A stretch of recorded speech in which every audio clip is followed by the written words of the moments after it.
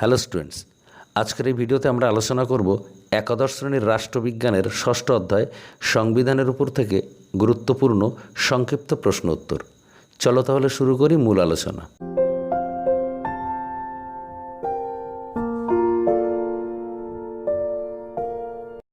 প্রথম প্রশ্নটি দেখো, ভারতের সংবিধান রচনা করে কোন সংস্থা? সঠিক উত্তর হবে ভারতের গণপরিষদ। এই প্রসঙ্গে তোমরা মনে রাখবে, ভারতের গণপরিষদ হল ভারতের সংবিধান রচনার জন্য গঠিত একটি সংস্থা। এই সংস্থা গঠিত হয় তৎকালীন ভারতের জাতীয় আন্দোলনের নেতৃবৃন্দ তথা বিশিষ্ট আইনজ্ঞদের নিয়ে। এবার দেখো পরের প্রশ্ন, কোন পরিকল্পনার তত্ত্বাবধানে গণপরিষদ গঠিত হয়? উত্তর হবে ক্যাবিনেট মিশন পরিকল্পনার তত্ত্বাবধানে 1946 খ্রিস্টাব্দে গণপরিষদ গঠিত হয়। সালটা মনে রাখবে, 1946 খ্রিস্টাব্দে গণপরিষদ গঠিত হয়। এই প্রসঙ্গে তোমরা মনে রাখবে, ক্যাবিনেট মিশন ভারতে আসে 1946 খ্রিস্টাব্দে।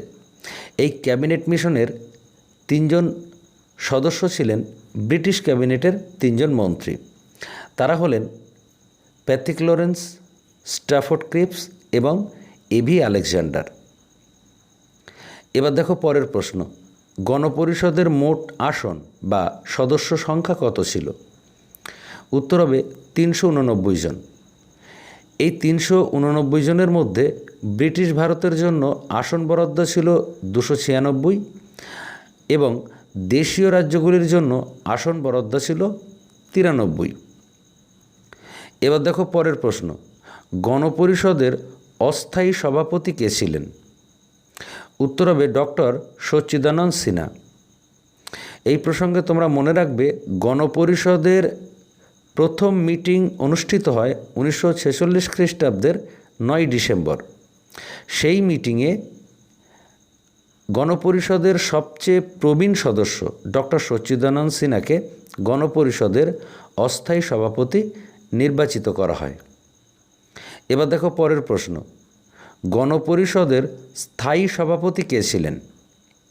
উত্তর হবে ডক্টর রাজেন্দ্র প্রসাদ। ডক্টর রাজেন্দ্র প্রসাদ ছিলেন গণপরিষদের স্থায়ী সভাপতি।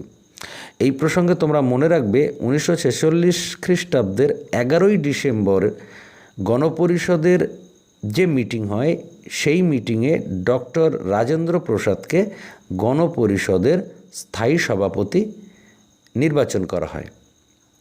এবার দেখো পরের প্রশ্ন, সংবিধান রচনার জন্য গঠিত গণপরিষদের খসড়া কমিটির সভাপতি কে ছিলেন? উত্তর হবে ডক্টর বি আর আম্বেদকর।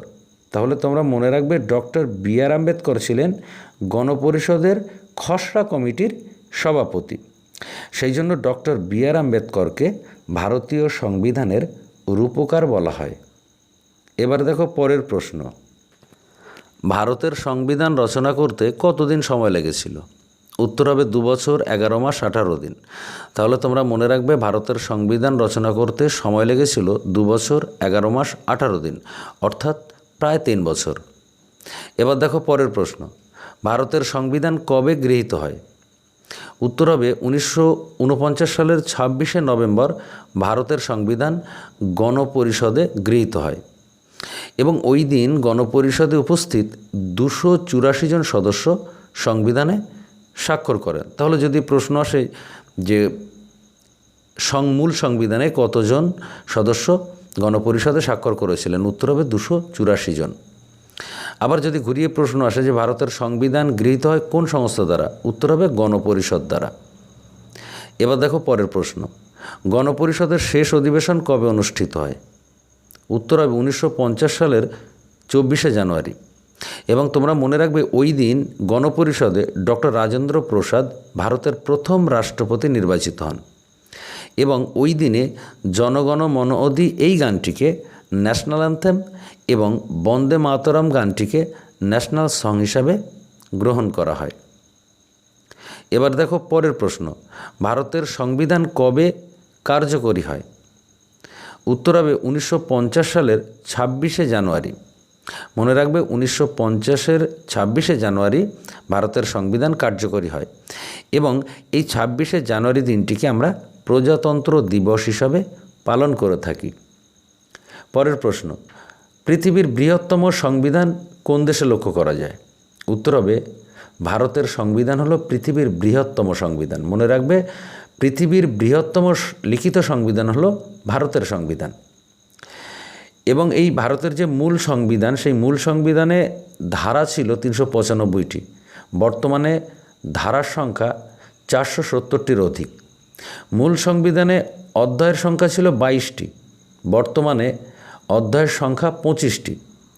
মূল সংবিধানে তপশিল বা তালিকা ছিল 8টি, বর্তমানে তপশিল বা তালিকা হলো 12টি।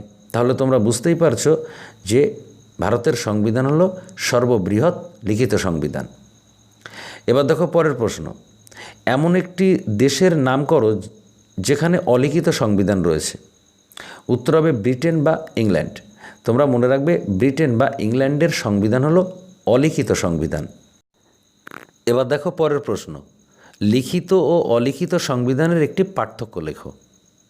উত্তর হবে লিখিত সংবিধান একটি পরিষদ কর্তৃক আনুষ্ঠানিকভাবে ঘোষিত হয়, কিন্তু অলিখিত সংবিধান প্রথা, রীতিনীতি প্রভৃতির উপর ভিত্তি করে গড়ে ওঠে। এবার দেখো পরের প্রশ্ন, সংবিধানের চাবিকাঠি কাকে বলা হয়? উত্তর হবে সংবিধানের প্রস্তাবনাকে সংবিধানের চাবিকাঠি বলা হয়। এই প্রসঙ্গে তোমরা মনে রাখবে, ভারতের সংবিধানের প্রস্তাবনা মার্কিন যুক্তরাষ্ট্রের অনুকরণে গৃহীত। এবার দেখো শেষ প্রশ্ন, গণপরিষদ ছিল কংগ্রেস এবং কংগ্রেস ছিল ভারত, এটি কার উক্তি? উত্তর হবে আলোচ্য উক্তিটি গ্রেনভিল অস্টিনের। সো স্টুডেন্টস, ভিডিওটি তোমাদের কেমন লাগলো অবশ্যই কমেন্ট করে জানাবে, এবং তোমরা যদি এমন নতুন নতুন ভিডিও সবার আগে পেতে চাও তাহলে প্লিজ চ্যানেলটিকে সাবস্ক্রাইব করে আমাদের সঙ্গে থাকো। সকলে ভালো থাকো, সুস্থ থাকো। ধন্যবাদ।